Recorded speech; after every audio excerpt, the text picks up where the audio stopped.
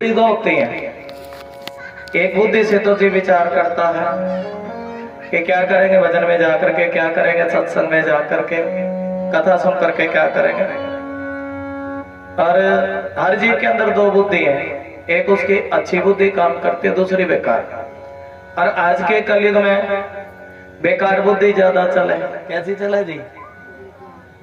बेकार बुद्धि, संसारिक बुद्धि ज्यादा चलती है जीव की, और आध्यात्मिक बुद्धि कम चलती है, ये भाव।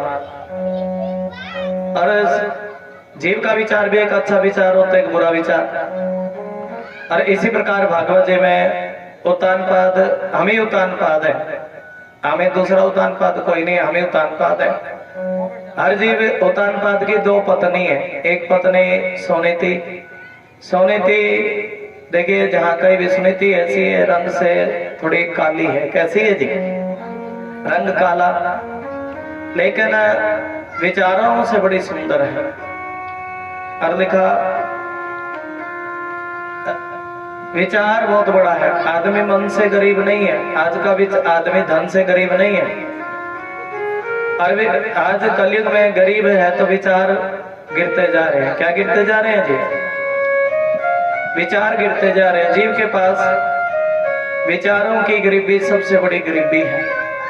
अपना भला चाहते हैं, दूसरे का भला चाहते नहीं है। हम कहते देखिए, सनातन धर्म कहता है विश्व का कल्याण। क्या हो जी? कहते हैं नहीं। लेकिन बुद्धि, सत्संग सुने तभी तो बुद्धि आवे ना।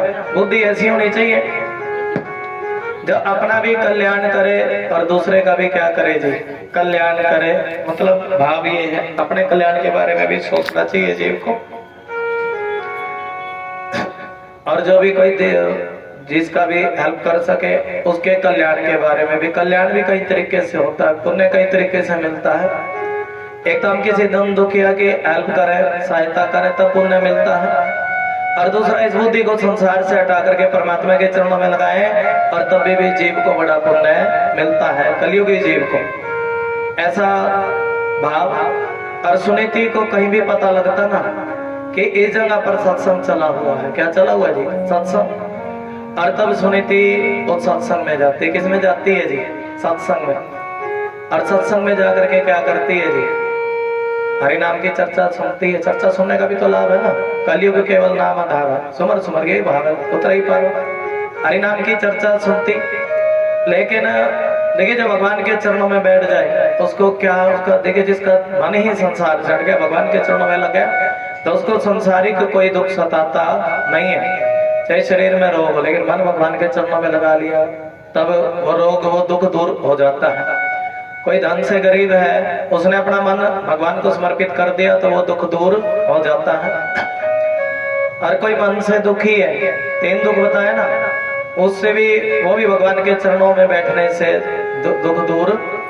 जो अपना मन भगवान को समर्पित कर दे, भाई देखो, दुनिया से कम दिल लगाएंगे, परमात्मा से मन ज्यादा लगाएंगे, तो फिर भगवान उसका दुख हर लेते हैं। ये भाव। सुनीति को खुद सुनीति, सु का मतलब अच्छी, नीति मतलब जो अच्छे मार्ग पर चले। और ये सुनीति, इसको कोई दुख नहीं है। लेकिन इसके जो पति हैं उत्तान पाद हर बार ये सोचते हैं। क्या सोचते हैं जी? भाई राज्य का उत्तराधिकारी कौन बनेगा? क्या सोचते हैं जी? राज्य का उत्तराधिकारी कौन बनेगा? और देखिए, पत्नी पति के दुख को समझ जाती है। समझ जाती है नहीं जी? ये सोचते राज्य का उत्तराधिकारी कौन बनेगा। मन में विचार आया।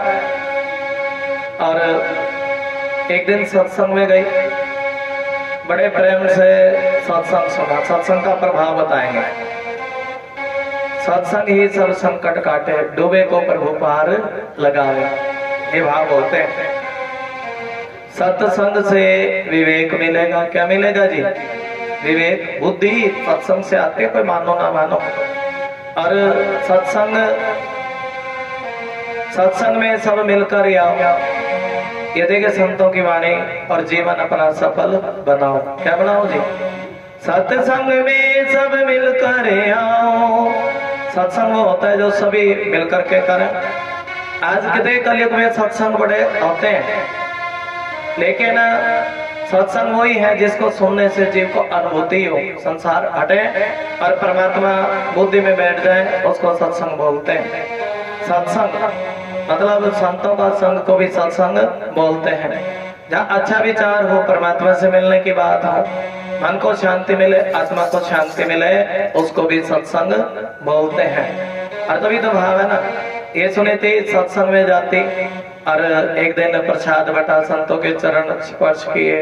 चरण स्पर्श करने का बड़ा महत्व है। जिस समय संतों के चरण स्पर्श किए सुनीति ने, बोल दो जय श्री कृष्ण। तभी संतों ने पूछ लिया, सुनीति तुम्हारे मन में क्या चिंता है? सुनीति कहने लगी, मेरे मन में, खुद के मन में कोई चिंता नहीं है, लेकिन मेरे पति इस बात से चिंतित रहते हैं कि राज्य का उत्तराधिकारी कौन बनेगा। ये चिंता मेरे पति को है। सुनने संत कहने लगे, सुनीति परमात्मा पर विश्वास रख। किस पर जी? और जिसका तुम सत्संग करते हो, जिसका तुम ध्यान लगाते हो, जिस भावना से सत्संग सुना जाए और जिस भाव को लेकर के बैठा जाए, भगवान उस भाव को स्वीकार करते हैं। बोल दो हर हर महादेव। और भगवान उस भाव को स्वीकार करते हैं। सुनीति ने मन में भाव किया कि मेरे यहाँ एक संतान हो जाए। क्या हो जाए जी? सत्संग सुना ना, प्रसाद लिया, संतों ने आशीर्वाद दिया, अखंड सौभाग्यवती। तभी एक ध्रुव जी पैदा हुए। कौन हुए जी? ध्रुव परम ज्ञानी, महाभगति, महा सत्संग सुने, सत्संग करे तो बच्चे भगत पैदा होते। जब माँ ही नहीं सत्संग करेगी, माँ मोबाइल देखेगी तो बच्चा मोबाइल नहीं चलाएगा। माँ उल्टा काम करेगी तो बच्चा भी वही सीखेगा। तो भाव है ना, गर्भ का बड़ा असर होता है।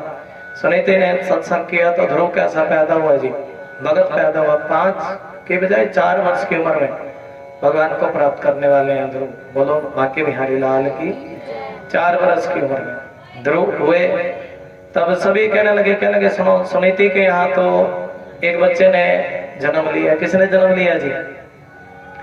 लेकिन हम सभी की बात ये है, देखिए जो मेहनत की कमाई होती है, किसकी कमाई जी? उसमें भगवान का निवास है। मेहनत के तुम 100 रुपए कमा लो, कितने कमा लो जी? अच्छा, एक तो जो व्यक्ति मेहनत करके कमाता है ना, उसका मन शांत रहता है। कैसा रहता है जी? ध्यान से तुम प्रवचन सुन लो, कभी कभी होता है मेहनत के तुमने 500 रुपए कमाए, क्योंकि कमाई मेहनत की है तो मन शांत होगा। और भगवान श्री कृष्ण कहते हैं अगर धोखे की कमाई है, कैसी कमाई है जी? अरे बोल पड़ा करो थोड़ा। किसी को छल कपट करके पैसा घर में लेकर के आए हो, चोरी कर लिया, राधे राधे। किसी का धन ले लिया, तुम सुनो ध्यान लगा करके। किसी को छल कपट करके घर में धन ले आए, किसी का चोरी करके ले आए। देखिए चोरी का धन, भागवत कथा कहते हैं कि मन को अशांत कर देता है। क्या कर देता है जी? थोड़ा समझा करो। चोरी की चीज, चोरी की वस्तु, क्योंकि परमात्मा ने सबसे बड़ा बनाया है मन। मन ही देवता, मन ही ईश्वर, मन से बड़ा ना कोई। और मन से कोई बात छिपे ना। इंसान का मन दर्पण होता है, थोड़ा मन दर्पण कहलाए। और भाव है थोड़ा मन दर्पण कहलाए, भले बुरे सारे कर्मों को, भले बुरे सारे कर्मों को ये मन दिखाने वाला। अच्छा कर्म भी मन, वो दर्पण है ना, शीशे में शक्ल दिखती है। इसी प्रकार इस मन के दर्पण में, और यहाँ तक भागवत कथा कहते हैं जब व्यक्ति मरता है ना, तो मरने से 5 मिनट पहले व्यक्ति को अपने अच्छे कर्म भी, बुरे कर्म भी एक बार भगवान सारी फिल्म दिखाता, शुरू से लेके अंत तक की। और यही तो भाव है ना, तोरा मन दर्पण कहलाए। और ये भाव राजा उत्तानपाद भाव, देखिए गंदे कर्म से बचना चाहिए, भागवत कथा कहते हैं बुरे कर्म से बचना चाहिए। राजा उत्तानपाद ने एक गोरी कन्या को देख लिया है जी। देखा, दूसरे का महल देख करके अपनी झोपड़ी फूकनी नहीं चाहिए। ये भागवत कथा कहती है, संतों का ज्ञान है। राजा उत्तानपाद ने क्या देख लिया जी? एक गोरी कन्या को देख लिया। हमारे साथ भी ऐसा होता है, जब हम किसी दूसरे की कमाई को देखते हैं, उसका महल देखते हैं, हमारा मन भी विचलित हो जाता है कि नहीं जी? लेकिन भगवान कह रहे हैं, शिव पुराण कथा कह रही है, भागवत कथा कह रही है, तुम्हारे घर में अगर मेहनत का 10 रुपया भी आ रहा है तो वो 1000 के बराबर है। किसके बराबर है जी? क्योंकि मन शांत है। क्यों बराबर है? मन शांत है, तभी तो ये भाव है। राजा उत्तानपाद ने एक कन्या को देख लिया, उसका रंग तो गोरा है, देखिए देखिए रंग गोरा, लेकिन भाव कोई भी अच्छा। इन कथाओं के, आध्यात्मिक कथाओं के बहुत भाव होते हैं। भाव देखिए कई ऐसे लालच में फंसे रहते हैं, लालच में फंसे रहते हैं, कहीं से मिलना चाहिए, कहीं से मिलना चाहिए, तो वो भी भगवान कहते हैं, लिखा ना ऊंची दुकान फीका पकवान, आपने सुना होगा, ऊंची दुकान फीका पकवान। उसका रंग तो गोरा था, लेकिन मन का विचार पवित्र नहीं था, दुष्ट विचार था, बुरा विचार। राजा उत्तानपाद जब उस कन्या को लेकर के आए, हमारे जीवन की कथा, और कि उस पर रीझ गए थे, कभी किसी पराय धन पर नहीं रीझना चाहिए, बोल तो राधे राधे। पराई वस्तु पर नहीं रीझना चाहिए, जो तुम्हारी मेहनत की वस्तु है उसी पर रीझ जाओ, और जो मेहनत की नहीं है उस पर। राजा उत्तानपाद क्या लिया है? हमने हमारे जीवन की कथाएं, कन्या ऐसी देख ली, गोरी कन्या, उसके साथ शादी कर ली, और शादी कर ली, उसको घर लेकर के आए। नगरवासियों ने बताया, सुनो राजा जी आप तो पिता बन गए। क्या बन गए जी? आप पिता बन गए। किसने बताया जी? नगरवासी कहने लगे सुनो राजा जी आप पिता बन गए। और तब वो छोटी पत्नी कहने लगी सुनो, या तो इस घर में मैं रहूंगी या मेरी सौत रहेगी, क्योंकि वो दूसरे को देख करके राजी नहीं थी। अपने आप को भी खुश देख करके खुश हो, दूसरे को भी देखकर खुश होना चाहिए। और या तो मैं रहूंगी या मेरी सौत रहेगी। और तब राजा उत्तानपाद ने, देखिए कई बार जी भी इस चक्कर में पड़ जाता है, हम भी इस चक्कर में पड़ जाते हैं, कोई ऊंची चीज देख करके पिछली चीज को भूल जाते हैं। भूल जाते कि नहीं जी? किसी का महंगा मोबाइल देख लिया, अपने सस्ते मोबाइल भूल जाते हैं, या वो सस्ती चीज भूल जाते हैं। उदाहरण से समझे। और कैसे जी? आज राजा उत्तानपाद भी बड़ी पत्नी को भूल गए। किसको भूल गए जी? जिसका विचार अच्छा था उसको भूल गए। सुनीति को घर में लिया है। किसको जी? सुरुचि को। और सुरुचि के यहाँ कोई बच्चा नहीं हुआ, लेकिन सुनीति का विचार बड़ा अच्छा, उत्तम विचार रखो, अच्छा विचार रखो। सुनीति कहने लगी जब सत्संग में गई, क्यों तो सत्संग में जाती, इस भाव को लेकर के बैठी है सत्संग में, सत्संग सुनाना। अरे मेरे यहाँ तो प्रभु संतान दे दी तुमने, लेकिन आज इस सत्संग का मुझे पुण्य मिले तो मेरे सौत के यहाँ भी एक संतान हो जाए। बोल तो राधे राधे। सौत के यहाँ भी संतान, इस भाव से सत्संग सुना। और तब सुनीति के यहाँ एक बच्चे ने जन्म लिया, उत्तम। एक दिन के बाद उत्तम अपने पिता की गोद में जाकर के बैठ गए। हाँ, और जब उत्तम गोद में बैठ गए, ध्रुव भी तो के पिता भी तो उत्तानपाद है ना जी, पता नहीं तो दो है। और ध्रुव के पिता भी, तब ध्रुव भी अपने पिता की गोद में जाकर के बैठ गया। और जिस समय ध्रुव अपने पिता की गोद में जाकर के बैठा तो सुरुचि कहने लगी सुनो बेटा, अरे पिता तो तुम्हारे यही है। सुरुचि कौन थी जी? बताओ कौन थी? जो जीव की मनमानी बुद्धि होती है, मनमाना खाना, मनमाना आचरण करना, मनमाना व्यवहार करना, मनमानी बात करना, मनमाना वस्त्र पहनना, ये भागवत कहती है गलत है। मनमानी बात नहीं, मनमाना, हर चीज मनमानी नहीं होनी चाहिए। मनमाने समय पर उठना और मनमाने समय पर सोना, मनमानी गेम खेलना, राधे राधे, ये गलत है भागवत के अनुसार। और तभी इसी को तो सुरुचि बोलते। क्या बोलते जी? जो चीज जो मनाया वो चीज खा ली, विचार ने किया अच्छी है कि बुरी है, जो मनाया वो वस्त्र पहन लिया, विचार ने किया अच्छा है कि बुरा। यही तो हमारा सनातन धर्म है। तभी तो देखिए सभ्यता बड़ी है ना। बोले सनातन धर्म की जाने का, कहीं जाने का देखिए जैसा भाव है, मनमाना आचरण छोड़ करके जो आचरण, जो शास्त्र कहते, वेद कहते, पुराण कहते हैं, उन शास्त्रों का अनुसरण जीव को करना चाहिए। और कैसे जी? उत्तम ध्रुव अपने पिता की गोद में बैठ गया।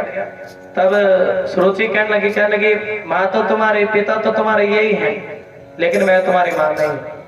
पहले भगवान का भजन करो और परमात्मा का भजन करोगे तब तुम्हें मेरी कोख से जन्म मिलेगा।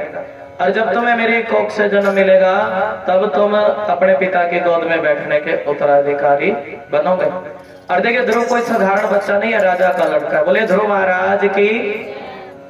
और ये शब्द ध्रुव के हृदय में घर कर गए। कहाँ घर गए? क्यों? राजा का लड़का है ना, राजा का लड़का है। मन में विचार किया 4 साल की उम्र, और मन में विचार किया पहले मैं परमात्मा का भजन करूंगा। क्या करूंगा जी? हम सभी को भी मन में विचार करना चाहिए। भगवान कहते हैं अरे बचपन से अगर भगवान की लगन होगी तो संसार का दुख नहीं सताएगा। क्या नहीं सताएगा जी? संसार के दुख उन्हीं को सताते हैं जो ज्यादा राधे राधे। संसार में फंसे रहते हैं, यह संसार झाड़ और झांझर, उलझ उलझ मर जाना है और रहना नहीं देश बेगाना है। भाव है ना, यह संसार कांटों की झाड़ी, उलझ उलझ कितना ही कर लो। अभी सुनाया था ना गधा पच्चीसी वाली कथा, जीवन को गधा पच्चीसी बोलते, कितना भी बोझ डोलो, लेकिन भगवान का भजन नहीं किया, संसार में लगे। भगवान के लिए 2 बच्चों के पालन पोषण में लगा है, 4 बच्चों के। अब सुकरी की जोड़ी में जा, और सुकरी तो तुझे सुअर के, तो सूरी के 12 बच्चे होते, कितने होते जी? 12 बच्चों से प्रेम कर। अभी 2-3 बच्चों के चक्कर में पड़ के देखा, जीव को कभी भगवान का भजन नहीं छोड़ना चाहिए। कथा का भाव ये है, भगवान कहते हैं देखिए, कोठी बंगलों के चक्कर में पड़ के, बच्चों के चक्कर में पड़ के, या फिर किसी कुत्ता बिल्ली के चक्कर में पड़ के भगवान का भजन ना छूट जाए। भगवान कहते हैं उसके चक्कर में भजन छूटा था वही बन। एक कथा आपको सुनाएंगे भी आज, बड़ा सुंदर भाव एक और सुनाएंगे। और ये भाव, ध्रुव के हृदय में शब्द घर कर गए, मैं भगवान का भजन करूंगा।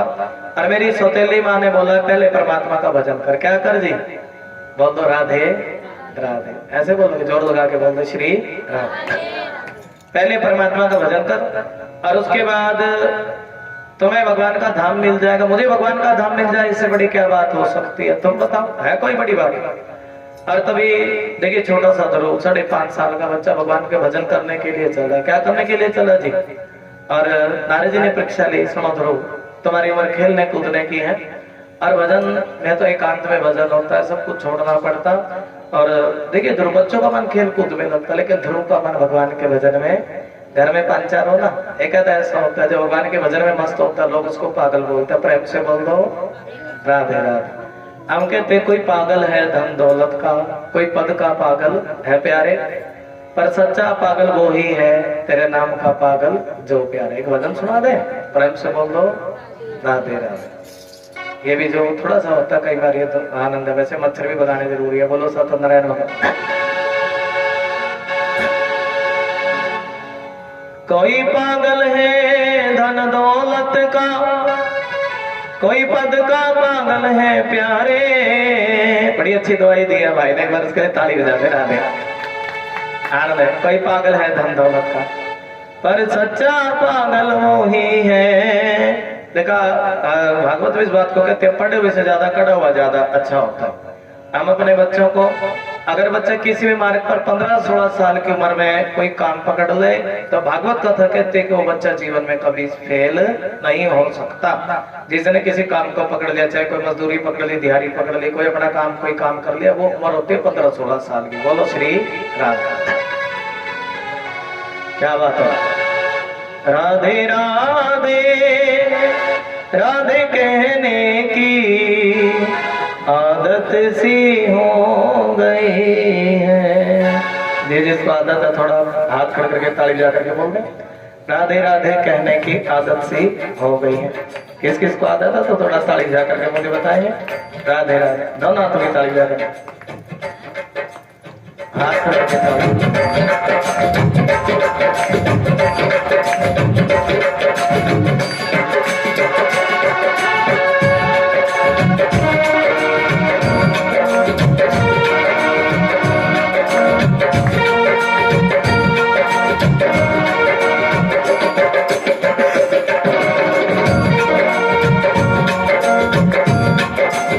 अब चाहे बना दो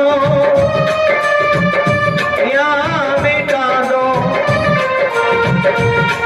कोई गम भी तो नहीं। ये बच्चा गाना भी सीखा कर। पहले हम म्यूजिक क्लास लगाते थे बच्चों को, राधे राधे। और बहुत बच्चे सीख करके गए, किसी का स्टूडियो है, कोई रिकॉर्डिंग में लग गया, कोई जागर करने लगा, लेकिन सभी कामयाब है। राधे राधे। अब चाहे बना दो या मिटा दो, चाहे बना दो या मिटा दो, कोई गम भी तो क्यों तेरा नाम जो लेते हैं। राधे राधे। अब तो तेरे नाम में रहने की आदत सी हो गई। राधे राधे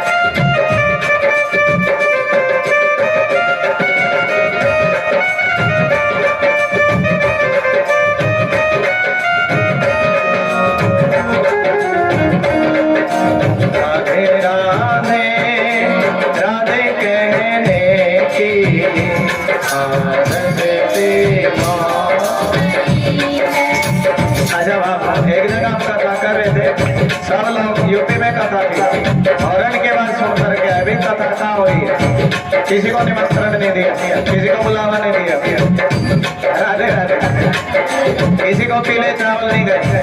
हाँ जी, लेकिन आवाज सुन करके, आवाज से बहुत पता लगता है। राधे राधे राधे राधे राधे कहने की आदत सी हो गई, राधे राधे राधे कहने की आदत सी हो गई।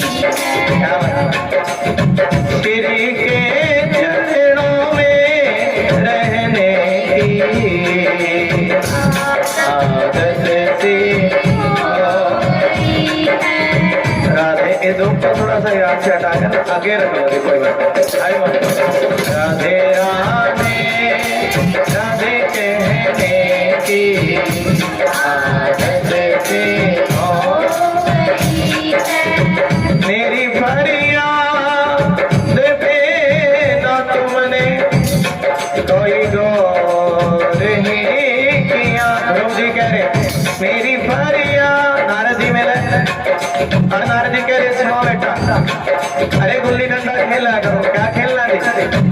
लेकिन ध्रुव कह रहे क्या बताओ नारद जी, अरे मेरी सौतेली माँ के शब्द रोते रोते आए थे ना अपनी माँ के पास, अरे माँ ने कह दिया बेटा यही तो जीवन है, भगवान को समर्पित कर दो। सुनीति कह रही है जो बात मैं तुम्हें नहीं बता पाई और वो बात तुम्हारी सौतेली माँ ने बतला दी। किसने बतला दी जी? जो बात मैंने नहीं बताई तुम्हारी सौतेली माँ ने बड़ा अच्छा किया तुम्हें बतला करके।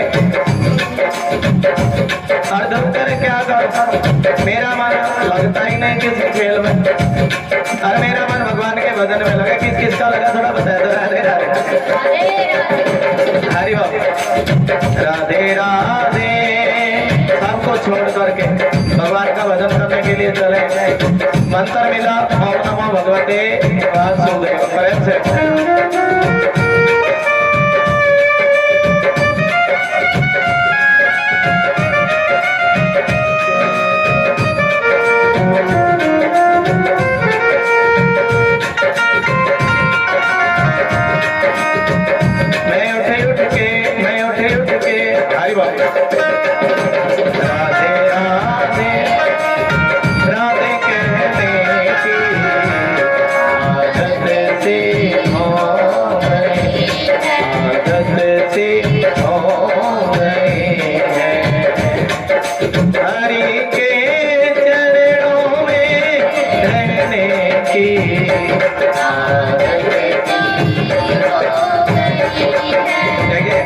ऐसी आदत पड़ी घरों को। और क्या करने लगे हैं,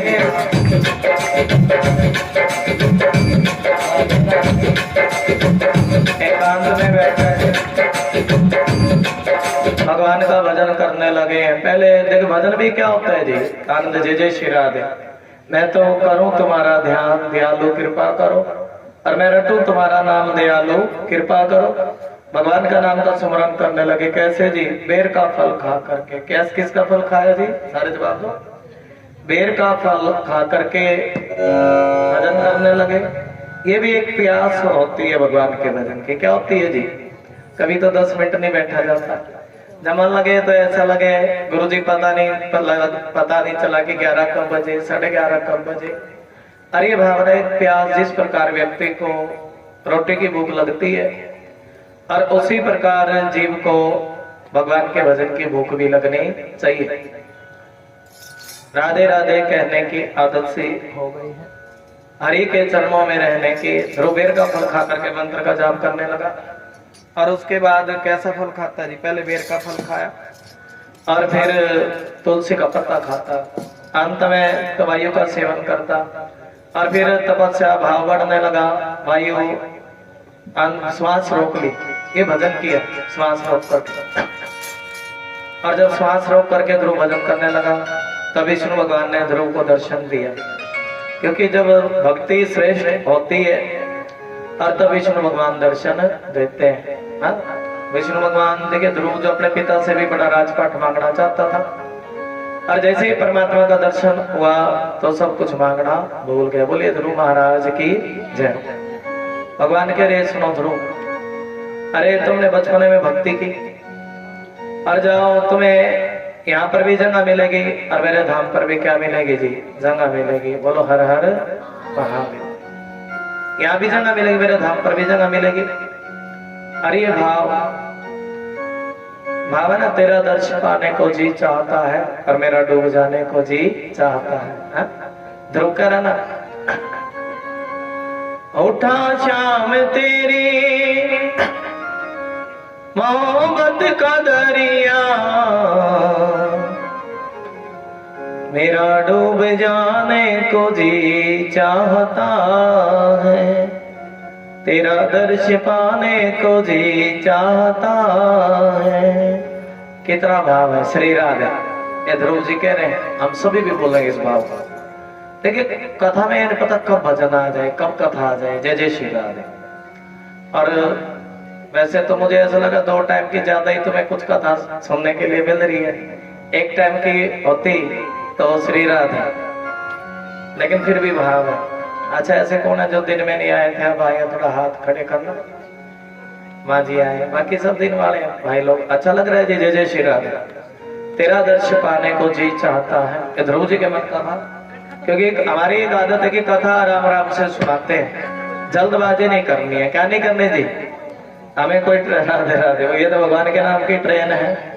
तेरा दर्श पाने को जी चाहता है, और हाथ खड़ करके ताली बजा करके भजन का आनंद लेंगे। और भजन भी थोड़ा ये पता नहीं लगता कब भजन आ जाए। जय जय श्री राम। हाथ खड़ करके ताली बजा।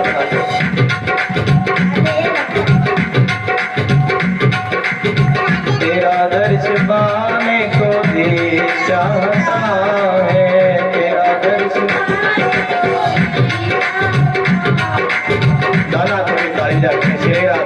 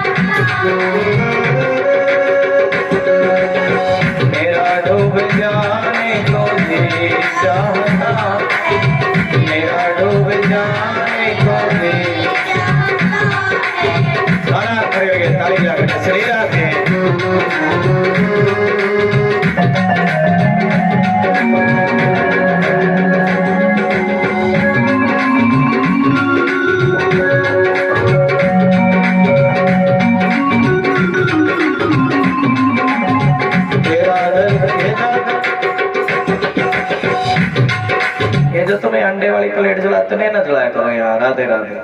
और वैसे राधे प्रेम से बोल दो श्री राधे। मुझे थोड़ा स्मेल सी आती है कि भजन करते हैं ना। बोले विष्णु भगवान की जय हो। एक बार प्रेम से बोल दो श्री राधे। हाथ कर दो, राधे की ताली जाएंगे।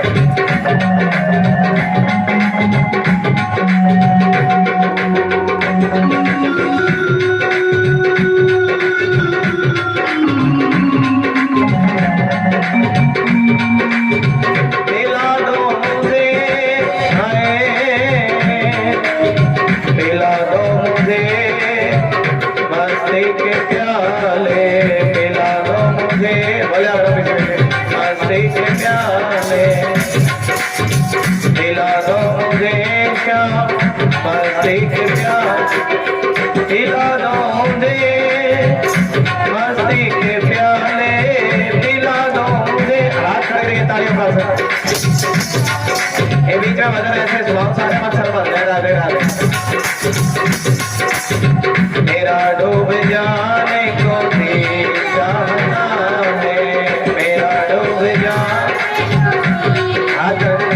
और देखिए ताली कितना भाव है।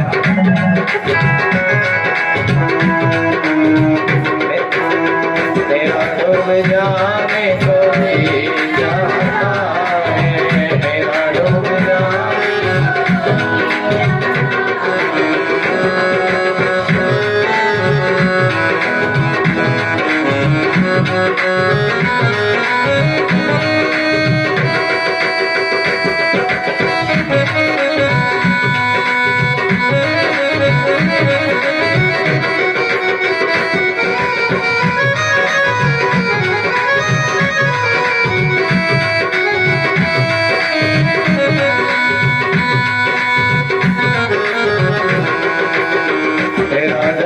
पाने को हाथ खड़े करके देखिए संगीत का भी आनंद है। तेरा दर्श पाने को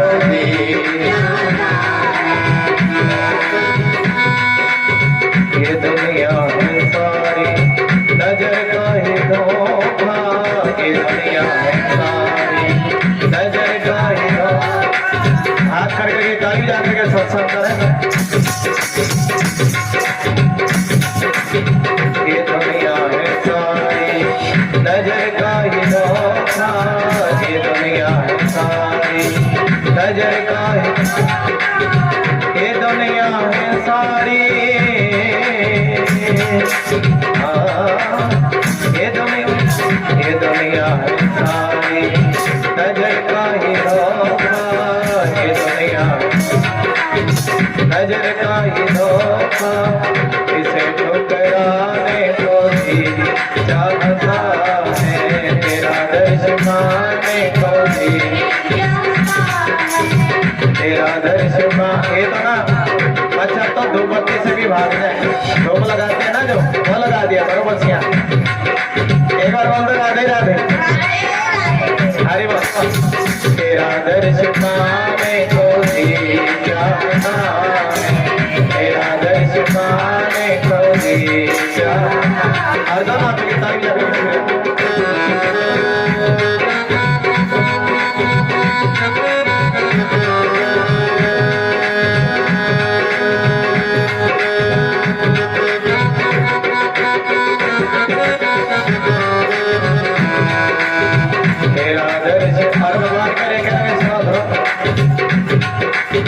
अरे तुम इस धरती पर भी तुम्हें राज मिलेगा। क्या मिलेगा जी?